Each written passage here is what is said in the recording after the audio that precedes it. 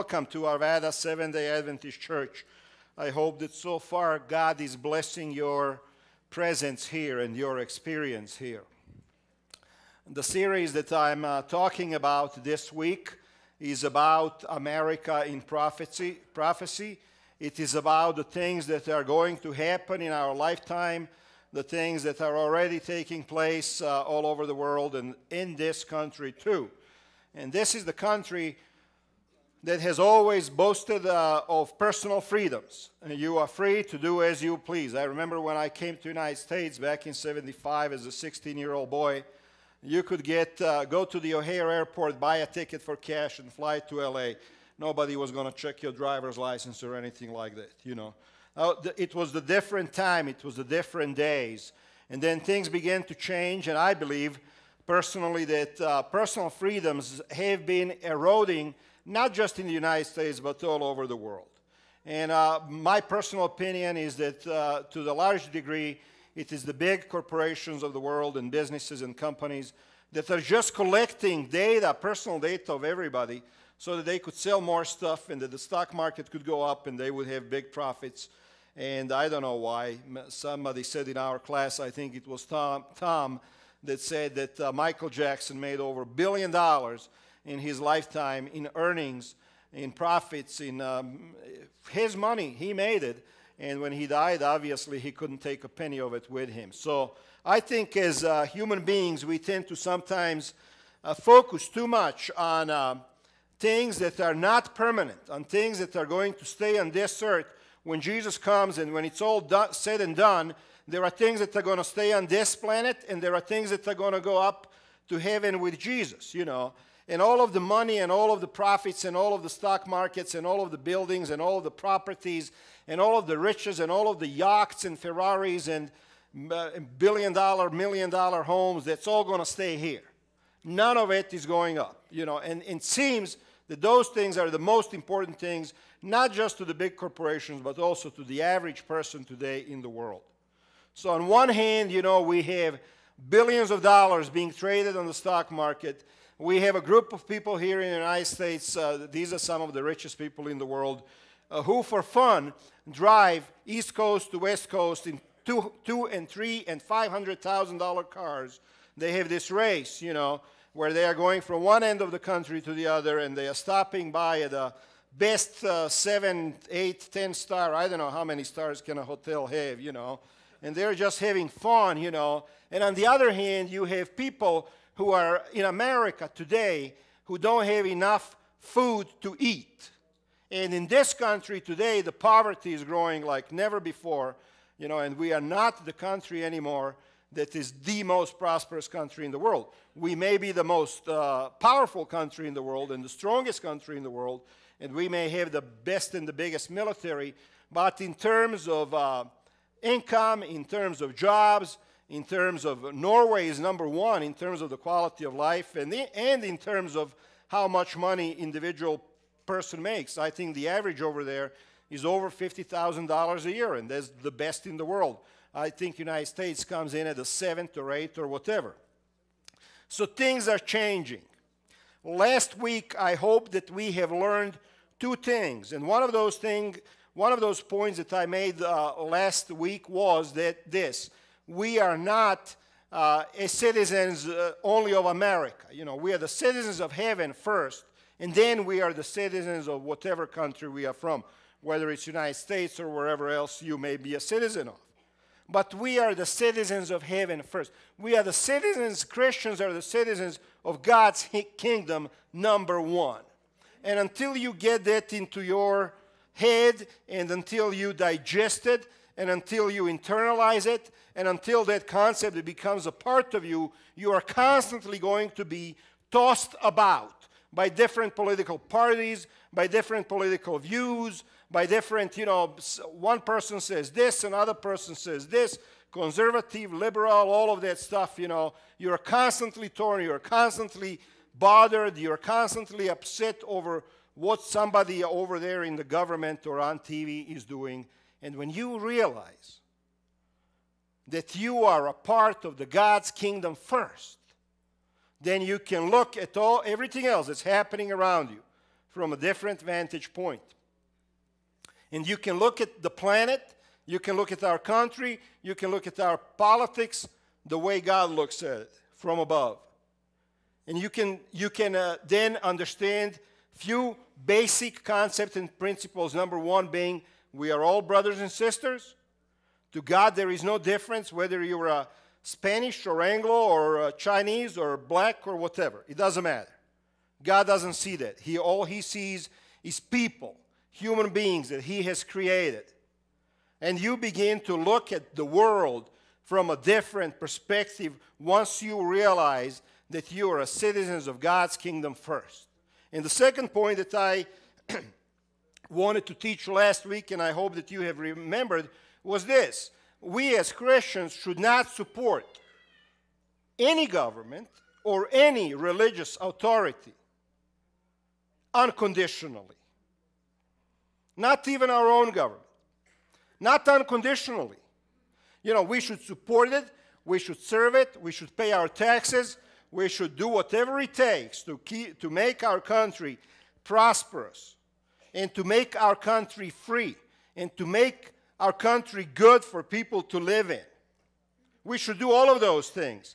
But we should not compromise our service to God to our service to our country. And I gave you an example last week of what happened in Nazi Germany during World War II when the government simply decided to control how people are going to worship God. And they basically set down the rules. The government came in and set down the rules and said, this is what's going to happen. Everybody's going to work 6 days a week. Everybody's going to go to school 6 days a week. Everybody's going to serve in the military. In the war. Not just as a medic, but as a soldier, killing other people. And if you don't like it, you're a traitor. If you don't like it, you're not a patriot. If you don't do it, if you don't abide by it, you're going to jail.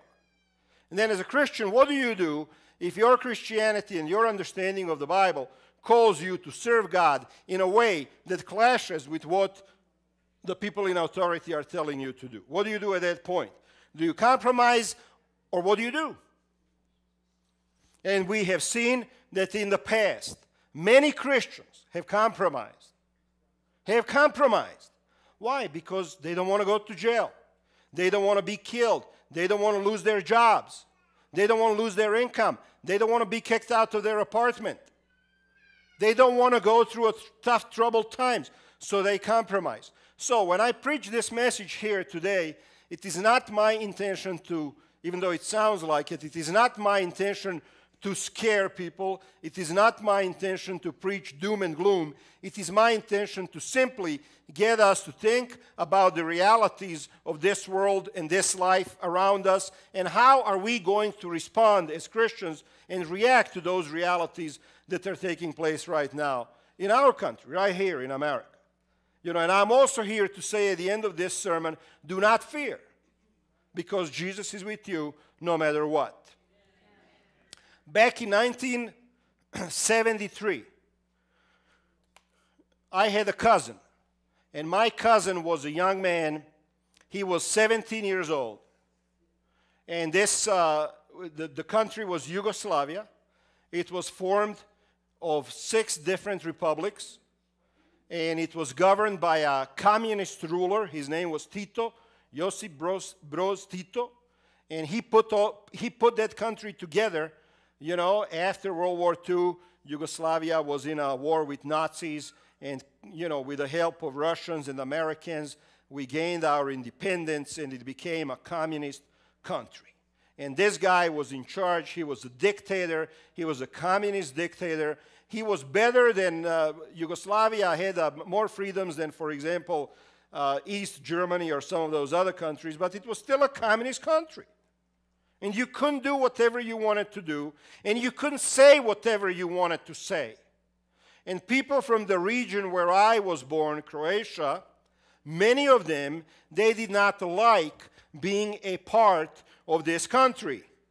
They wanted to have their independence. They wanted Croatia to be an independent country because it was an independent country for 1,000 years before it became a part of this new country called Yugoslavia.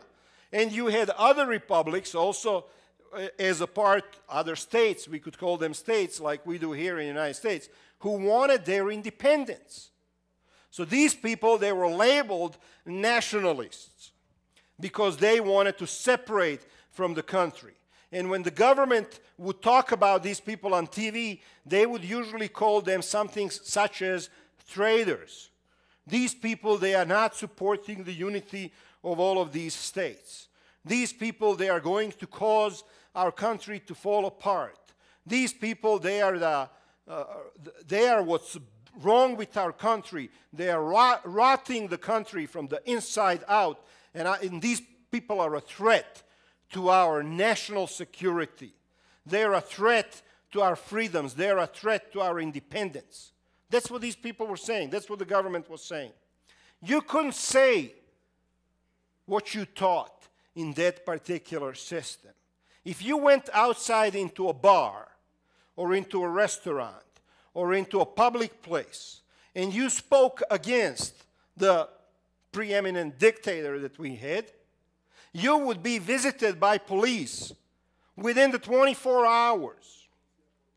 My cousin was young and naive and stupid, some would say. And he was out one day talking to people, and he promoted this idea of Croatian independence. This is in 1972 or 3, I can't remember anymore. At the height of the communism. I mean, they had more power at that time than at any other time before. The next day, there was a knock on the door. And then the secret police just burst in through the doors. They broke down the door. And they didn't discuss anything with him. They just grabbed him, put him in handcuffs, put him in a police car, and took him to the police station. He spent 3 months in a police station. Nobody was allowed to talk to him. Nobody was allowed to visit him. He did not have a lawyer. His family didn't know if he was dead or alive. And finally, at the end of 3 months, they let him go. And when he came out of jail, he was sick, man. He was a sick young man.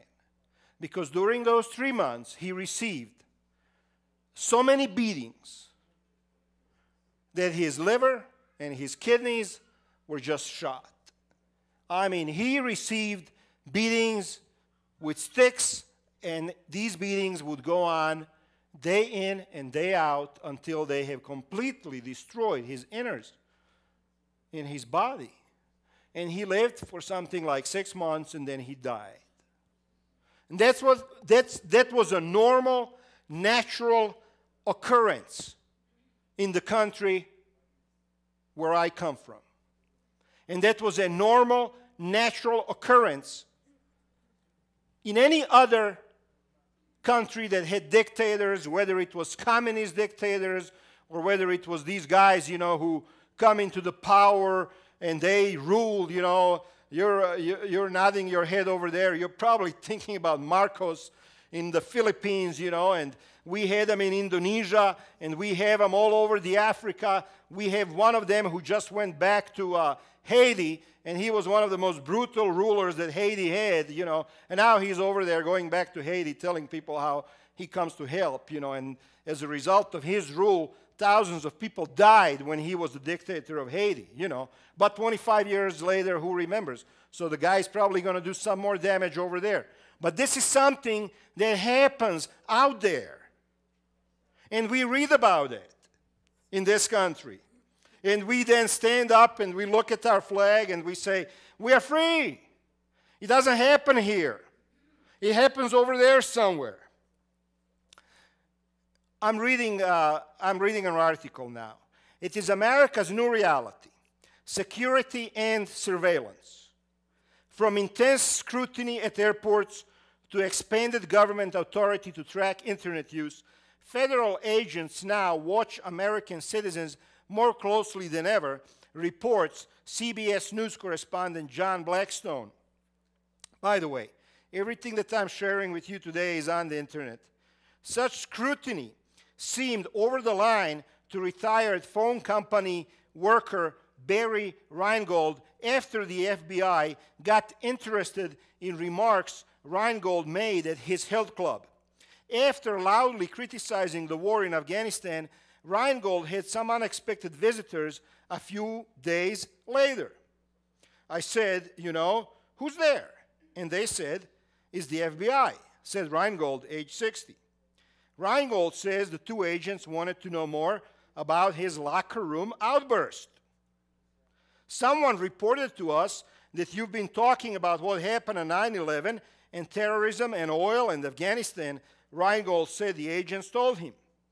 The FBI insists agents do not interview people because of their political views. But since 9/11, the agency says it needs to cast a wider net than ever in search of information. We need information. Why? To protect you. This helped create fears the FBI could slip back to the days of J. Edgar Hoover, when agency went outside the law to watch Americans whose politics Hoover disagreed with. The current FBI Director, Robert Mueller, says investigations today are lawful and thorough. If we get a threat, Mueller says, we will do everything we can to interview anybody who may have some information about that threat. When a locker room bull session can bring questions from the FBI, it's clear agents are casting a wide net indeed. So, I am thinking, this only happened back in communist Yugoslavia. It's not going to happen here in America. But here in America, you have FBI agents knocking on people's door. Why? To check on a conversation you had at a health club. This is reality. This is true. This is not fear-mongering. This is not saying, oh, we all have to be afraid and scared. But this is what's happening in America today. Government has a program where they track internet searches. Google, for example, will keep the records of your searches on the internet for 18 months. And they will match your searches to your personal information, to your name. Why do they need that? Why do they need to know what it is that you're searching for on the internet? Why do they need to tap your phone calls if you are an American citizen living in a free country? Why do they need to know who I am talking? I'm a first-generation immigrant, and I am talking to my cousins in Croatia, in Germany, in Australia, all over the world. Why does the government need to know what I'm talking about? Why does the government need to know if I'm sending somebody $200 to help them out with their food bill back home? Why does the government need to know all of those things? And they will tell you very simply, we need to know for your safety. We are going to protect you. Don't argue with us. Just go along. If you argue with us, then you are giving aid to the enemy.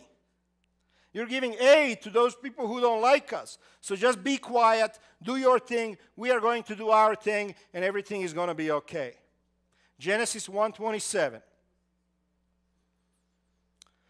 God created mankind in his own image. In the image of God, he created them. Male and female, he created them. That implies specifically that God created us as free human beings. He created us to be free. He created us to have a freedom of choice. Why do you come to church? Do you come to church because you have to? Do you serve God because you're afraid of Him? Do you serve God because you're afraid that He's going to punish you? God doesn't want that. He wants you to come here to church and to worship Him because you want to, because you love Him. He gives you a choice. He tells you, come on, follow me. If you follow me, I'll take care of you. But He doesn't say, you know what, you absolutely have to follow me. I'm going to program your head so that you do nothing but follow me. He doesn't do that. God created us to be free, to have a freedom of choice. In Joshua 24:15, we read the following verse. But This is now Joshua speaking to the people of Israel. They are free. They are standing on the banks of the river Jordan, waiting to go into the promised land. And what does he say to them? But if serving the Lord seems undesirable to you, then what? Choose for yourselves this day whom you will serve. God is giving us the freedom of choice. Choose whether the gods your ancestors served beyond the Euphrates. Choose who you're going to serve. Or the gods of the Amorites in whose land you're living. And then he says, but as for me and for my household, we will serve God. Even then, God didn't say, you have to. He said, choose. Serve God because you love Him. Serve God because you want to. Serve God because you realize that He is real. It's sad to say many people don't realize that God is real. I'm talking to a pastor in Mexico, and he says to me, Pastor Gordon, you know how much trouble we get here from the evil spirits. There is a culture of people who are worshiping demons and evil spirits. You think that's not real? You think the church is just about learning how to live a positive life? You know, I hate to say this, but I think, this is my opinion, I think that many churches across America have become nothing but centers where you learn the secrets and the art of positive living. And you start listening to some of these preachers on TV, and all they're talking about is how you can improve your life. Self-help. Learn how to control the thoughts in your head. If you have positive thoughts, your life is going to be great. If you have negative thoughts, your life is going to be bad. And they're teaching people nothing but the laws of positive thinking. And that stuff is old. That stuff has been around for 100 years, the laws of positive thinking. That's what Christian churches have become. Nobody talks anymore about the reality of God. Nobody talks anymore about the reality of Satan trying to destroy you and your family and your life and everything that you have worked for. Nobody talks about the reality, I'm going to use the word in the church, of demons. Demons who are assigned to your life to disrupt and ruin your personal relationship with Jesus. Nobody talks about that. Yeah, they're all talking about, hey, learn how to say positive things and everything is going to be okay. No, it's not going to be okay. Until you have Jesus in your life, nothing is going to be okay. But this is, folks, what it has been about from day one, freedom of worship. Choose who you are going to worship. Choose. God wants you, when you give money, when you walk out of this church, and you put a little money in there, maybe $1 or $2 in that offering box. God wants you to do it because you want to. Because it gives you joy. Because it makes you happy. Not because somebody is looking and you don't want to be embarrassed. You're just going to walk by. He doesn't want that. God would rather that you give $2 and be happy about it than that you give $2,000 and then complain about it the whole time. You know what I mean? I mean, my illustration here is that God wants your heart. He wants your free service. He wants your joyful service. That's what God wants from you. When I say that Satan is working on a different plane, I can prove that. We can read that together. We can go into Revelation and read about the beast, read about what's happening at the end of the time. Then I saw a second beast coming out of the earth. It had 2 horns like a lamb, but it spoke like a dragon. Do you remember that text? Now, I want you to pay attention to this text because you're going to see, immediately you're going to see the difference between the text that we read in Joshua and this text. You're going to see the difference. It exercised all the authority of the first beast on its behalf and made the earth and its inhabitants worship. What did it do? It made them worship the first beast whose fatal wound had been healed. This prophecy is talking about the last days of the human history before Jesus comes. And it performed great signs, even causing fire to come down from heaven to the earth in full view of the people. Because of the signs it was given power to perform on behalf of the first beast, it deceived the inhabitants of the earth. It ordered them to set up an image in honor of the beast who was wounded by the sword and yet lived. The second beast was given power to give breath to the image of the first beast. By the way, if you don't know what this reads, just understand that this is talking about the forced worship of something other than God, so that the image could speak and cause all who refused to worship the image to be killed. It also forced. How many times have we read the word forced here? How many times? Joshua says, this day, choose. Choose. Who are you going to worship? Is it going to be God? Or is it going to be all of those other little g gods, from the Amorites and all of those other nations? Who are you going to worship? And here, all you are reading, word after word, is forced, forced, forced. Have to. It also forced people, great and small, rich and poor, free and slave, to receive a mark on their right hands or on their foreheads, so that they could not buy or sell unless they had the mark, which is the name of the beast or the number of its name. Can't buy, can't sell, can't do nothing before somebody in authority gives you the permission and the freedom to do so. That's what that text is talking about. Traditionally, the Seventh-day Adventists have interpreted this text to mean that at the end of the times, before Jesus comes, that the government is going to merge with the religious authorities, whatever those religious authorities are. In the past, many times we have preached that it has to do with the Catholic Church and and the Evangelical Church getting together and forming basically a religious-based government in the United States that is going to tell people how to worship God. That's the traditional interpretation that we have done as a church. Now, doesn't matter how is it going to happen. But what matters is that somebody in authority will be forcing you to worship and to observe and to practice your religion the way they tell you to. As a Seventh-day Adventist, I don't want that. I may not be able to stop it, but I'm sure not going to support it. I'm sure not going to support it. And I may not be able to fight against it, but I'm not going to fight for it either.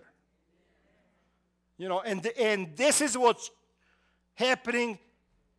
The groundwork is being laid in the American society right now to control every individual, what they do, where they go, who they see, what they buy. Fourth Amendment.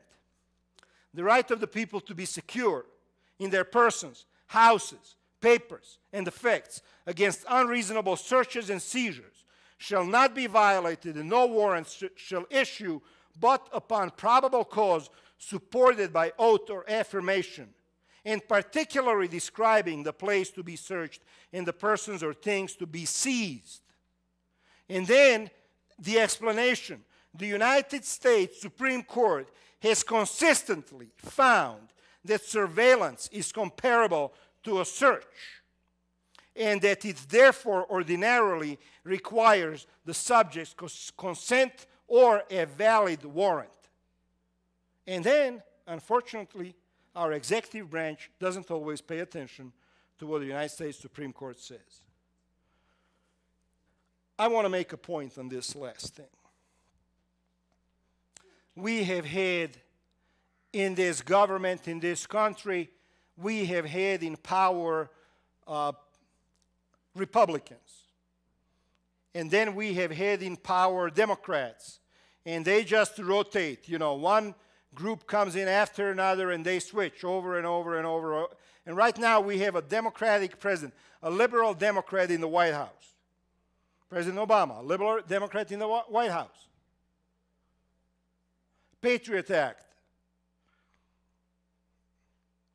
It's still in force. Surveillance of your emails. Phone calls. Knocking on the doors and asking you questions. Still in force. 2 years later. What does that tell me? Doesn't matter who is in the White House. Doesn't matter. It can be a Republican. It can be an independent. It can be a Democrat. The agenda is the same for every single one of them. This is now my personal opinion, and you can disagree with me if you want to. I'm going to still love you.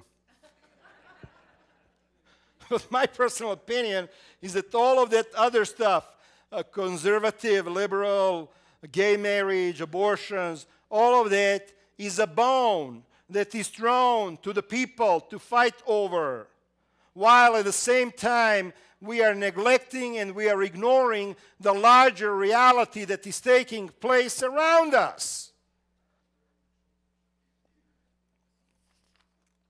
Safety is preeminent. Safety from crime and from terrorism. And by the way, this is nothing but an excuse for the government to know your business. And I believe also, and if you disagree with me on this one, that's okay too. I believe that the line between the government and the largest corporations in the world is less and less, almost non-existent. You don't know where one begins and when the other ends. And the Supreme Court recently in 2010 decided that the corporations are the same as people. They can give money, they can unlimited money to any political party that they want to. There is no limits on that. What the heck is going on with this country? Supreme Court did that. Safety is preeminent. Safety from crime and terrorism. What is it that government knows from you? Your credit history. Government knows from you your credit history. Do you realize that? You knew that, right? That's basic stuff. Your credit history is out there.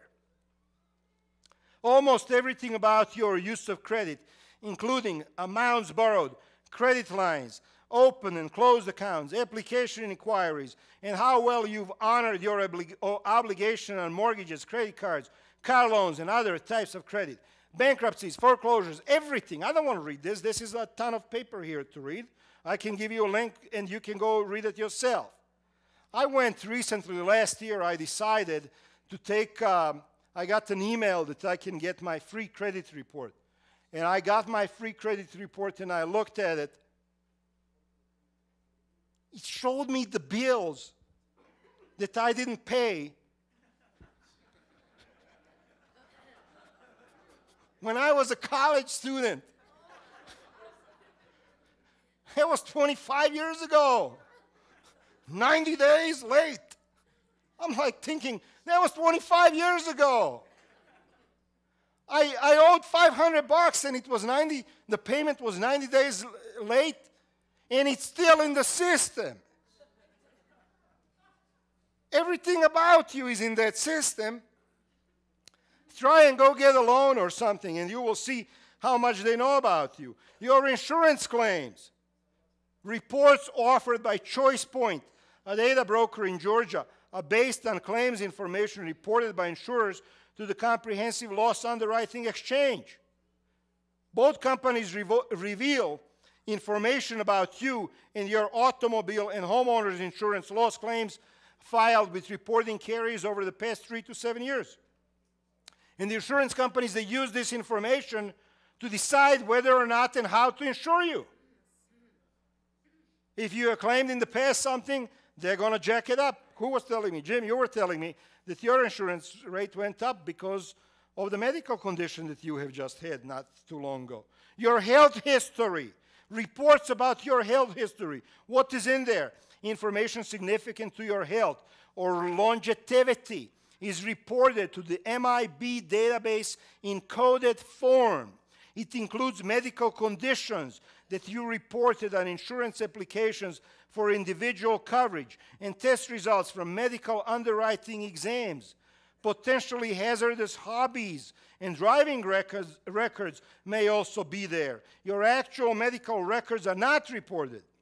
This company, MedPoint, reports they contain information about the prescription drugs you used over the last 5 years, including dosages, refills, and doctors.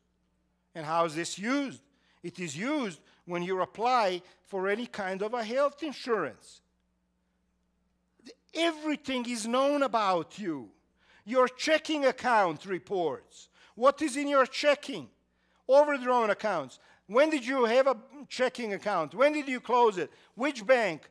How much? Everything is there. Your background checks. We are required in this church right now. If somebody comes up to me and says, Pastor Gordon, I would like to help down with the children's church, we are required to do a background check on them. And fine, okay, we are going to do that. But background checks, there is all kinds of stuff in there about you. Your purchase returns. There are companies that actually produce reports about the stuff that you have taken back to Walmart because you didn't like it. And that information is out there. Your rental history reports. Where you rented, for how long, whether you mailing lists. There are companies that compile the mailing list. The primary information sold is your name and address, but the real value for buyers comes from pre-screening the names by certain characteristics. For example, people known to be affluent, homeowners, mail-order buyers, investors, people who have specific diseases or are disabled, new parents, older people, donors, contributors, and so on. Some companies develop lists of people who have fallen for get-rich-quick scams or investment frauds. If you're getting these letters, how to get rich quick, they're sending that to you for a reason.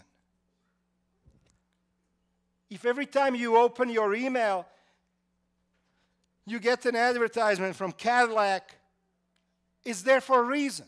I don't get that one.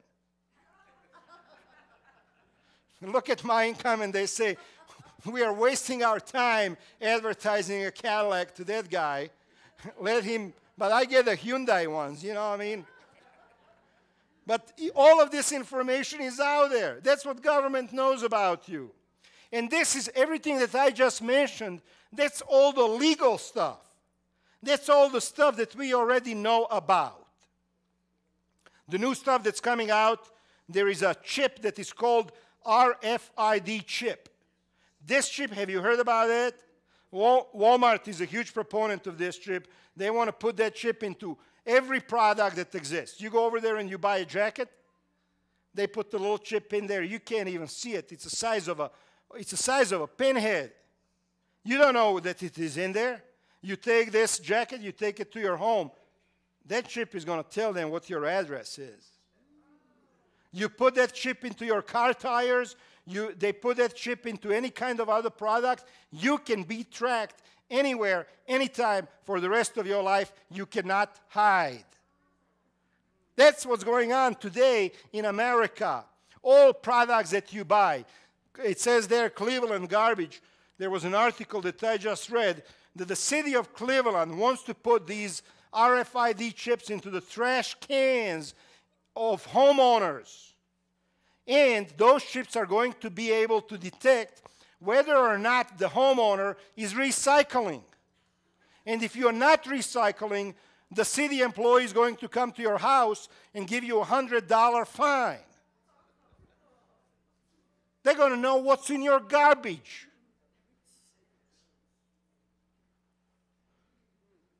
Scary? Can you hide? People say, oh, I'm going to hide. I'm going to go over there in the Rockies, and I'm going to buy me a cabin, and I'm not going to have electricity, and I'm going to get off of the grid. You can't hide. There is no way. No way in the world. There is an Israeli company right now that is working on a camera. And this camera, the average camera that you have in your pocket on your phone has 5 or 6 or 7 megapixels of resolution. This camera is going to have 10,000 megapixels of resolution. It will be able to take a picture of a stadium, 100,000 people. and immediately zoom on any face in the crowd that you want to identify. You cannot hide anymore. If you have a cell phone in your pocket, you can be tracked 24/7. They can tell where you are by where your cell phone is. You cannot hide. Luke chapter 4, the Spirit of the Lord is on me because He has anointed me to proclaim good news to the poor. He has sent me to proclaim freedom for the prisoners and recovery of sight for the blind, to set the oppressed free, to proclaim the year of the Lord's favor. On one hand, we as Christians are looking at the formation of a government and the religious power that wants to force you to do what it wants, to worship the way it tells you to worship. And on the other hand, you have Jesus. And Jesus says, I have come to set the oppressed to be free. I have come to give sight to the blind. I have come to give you the full freedom, the kind of freedom that you were created with when God originally created Adam and Eve. That's what Jesus wants to do. Give you the complete freedom. We are free. We are free, guys. Totally free. I want to read one more text. Luke 21:34. But take heed to yourselves. This one is not on the screen. Lest your hearts be weighted down with carousing, drunkenness, and cares of this life, and that day come on you unexpectedly. For it will come as a snare on all those who dwell on the face of the whole earth. Watch therefore and pray always, that you may be counted worthy to escape all these things that will come to pass and to stand before the Son of Man. Pray always. Remain in a relationship with Jesus. Do not hate anybody. I don't like what's going on, but I don't hate anybody in the government. You know why I don't hate anybody in the government? I'll tell you why.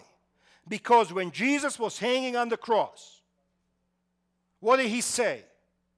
You remember? He said, Father, forgive them, for they know not what they are doing. So as a human being, I don't want to hate another human being, even if they're putting me on the cross. That's not my job. I want to pray for them. Can you imagine the impact that those words of Jesus had on the people who were standing at the foot of the cross when He said, Father, forgive them? That's the attitude that we as Christians should have. We should not go out there and fight and try to ruin somebody's life and seek our rights. We should not support those things, but we should not hate either. We should not hate because Jesus doesn't hate. Jesus loves everybody, and He wants to save everybody. We should stand up for what we believe, but love even those who want to challenge our beliefs or curb our beliefs. I want to tell you something else in closing. I don't care what the government or some big corporation, Walmart or whoever knows about me. You know what? I really don't care. I don't care if they look at my phone calls. I don't care if they look at my emails. I don't care if they look at my internet searches. I don't care if they come to my house and look under my bed. I really don't care. You know why I don't care? Because God in heaven already knows everything about me and you that there is to know. And as much as I don't want them to know about me, that's not the issue. The issue is what it is that God knows about you. Does He know that you're a good person? Does He know that you love your neighbor? Does He know that you're going to sacrifice your own good for somebody else? What does God know? It doesn't matter what the government knows. What matters is what God knows about you. And that's what we should be concerned about. If I'm not right before God, then it doesn't matter what government knows. Then it doesn't matter what kind of advertisements they sell me. It doesn't matter. So again, I'm calling you here today to make yourself right with Jesus. Because the time is going to come, I believe, when we're not going to be able to hide. You're not going to be able to go find that safe place where nobody is going to bother you. It's just not going to be possible. The technology, the amount of information that is already out there about each one of us, is just not going to make it possible. The only safe place is holding a hand of Jesus in your life and knowing that He is a part of your life. And when you have that experience with Him day after day after day, then you are going to be able to survive through any trouble that Satan wants to throw at you, through any trouble that he is going to put in your way in order to separate you from Jesus. God bless you as you try to improve your relationship with Jesus. When we do that, everything else is going to fall in its place. Amen.